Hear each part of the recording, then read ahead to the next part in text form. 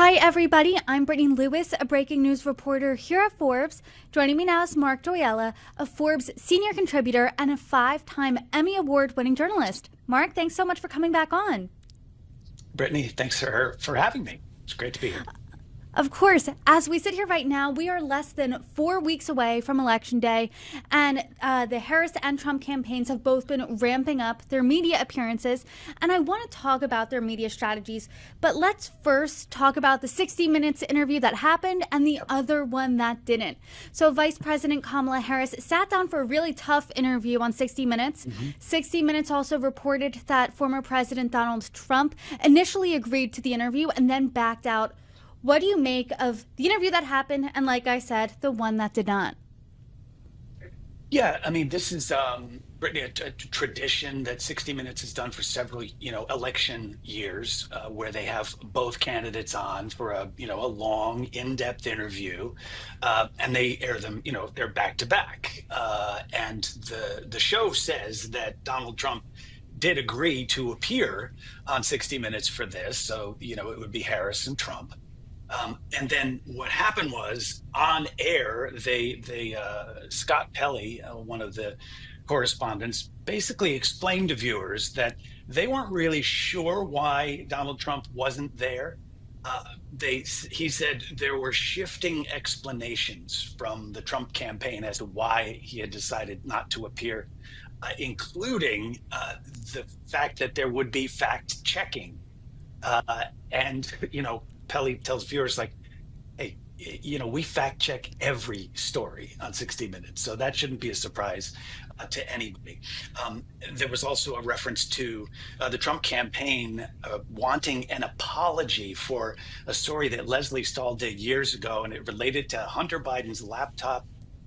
And the Trump folks said that she had said something, and Scott Pelley says, and she did not say that. So he wasn't there. Kamala Harris was there, did a pretty significant interview that touched on a lot of serious topics. This was not like a lighthearted thing, from the border to the economy, to the Middle East, and to her own policies, and that question about how she has shifted them over time. But I think the sense I get is that he felt pretty good about it. And Donald Trump, by the way, apparently was watching, because he said in his own very Trumpy way that the folks who watched the interview say it was perhaps the worst interview they have ever seen. It's probably a bit of a stretch. I am curious, as a longtime journalist, how important do you think these types of interviews, these types of media appearances are? Because if you watch the interview, she was grilled, to your point, about everything from the economy, immigration, foreign policy, Donald Trump, and she was fact-checked heavily. So Donald Trump didn't, he forewent that opportunity.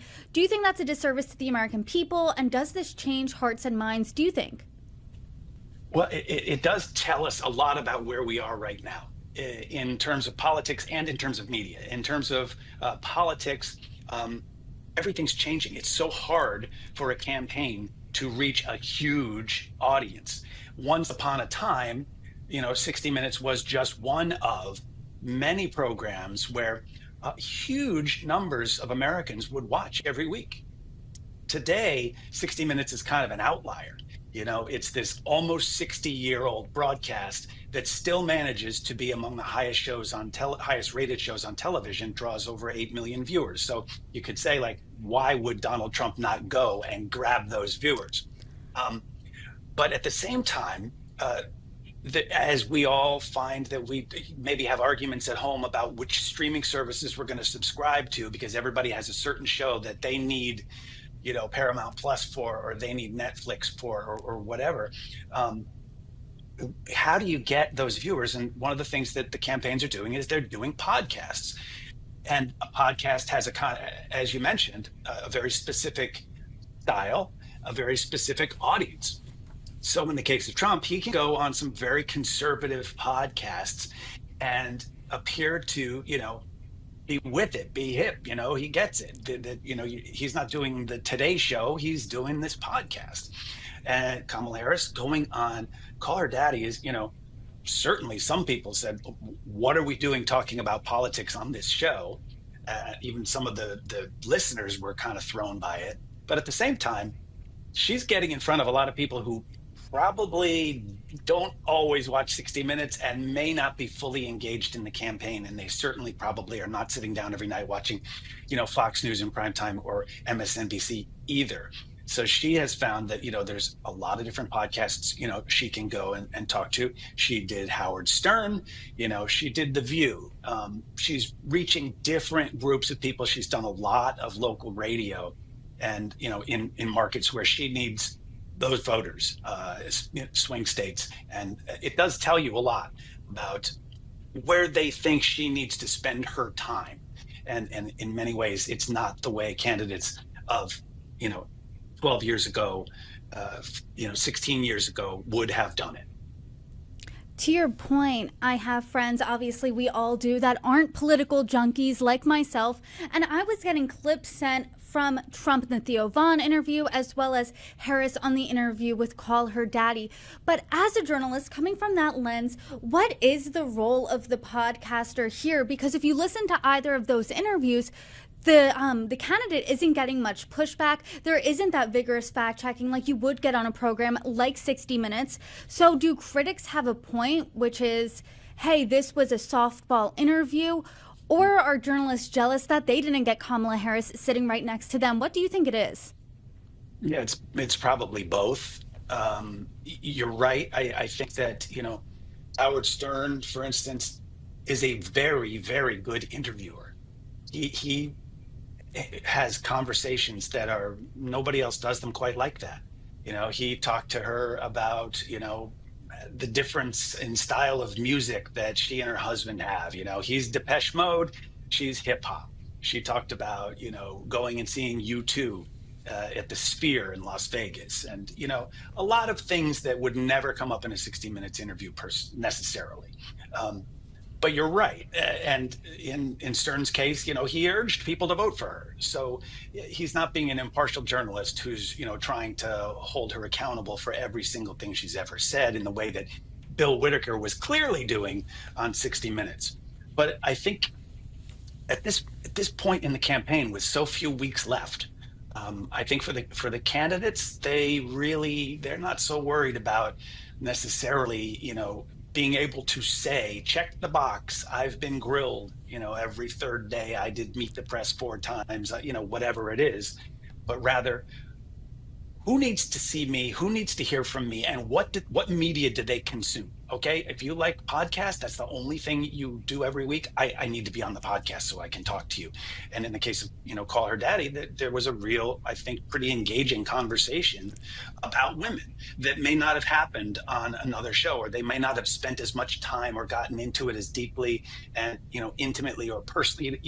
Bill Whitaker asking about abortion would be one thing, but on a podcast hosted by a woman, Kamala Harris talking about it, it's pretty, like you said, that those are the kind of clips that get shared. And of course, that's the other factor, which is clips getting shared, whether they are on YouTube, whether they are on social, whatever it is, you get a good moment on maybe even a surprising place. Like, where's this from? She did that.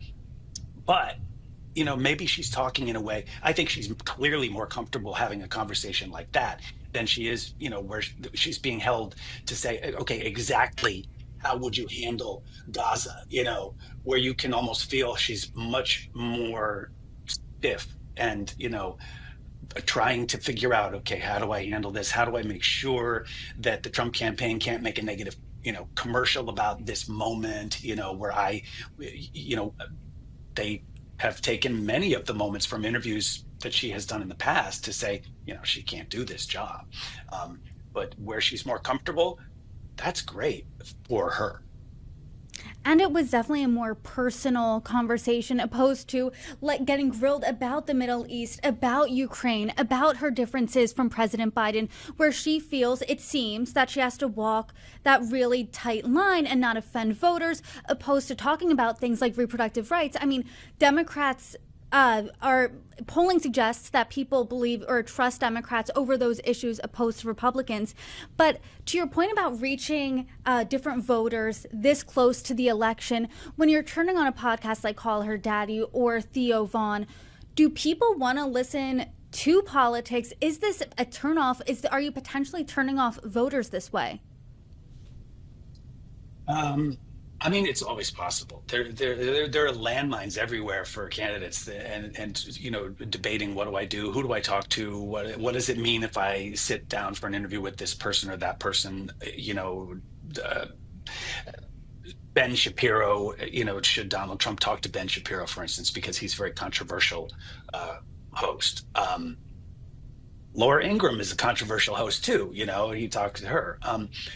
But I think that they are really trying to, in the case of Harris, if you looked at the New York Times poll that came out, the most recent one, there was some shifting.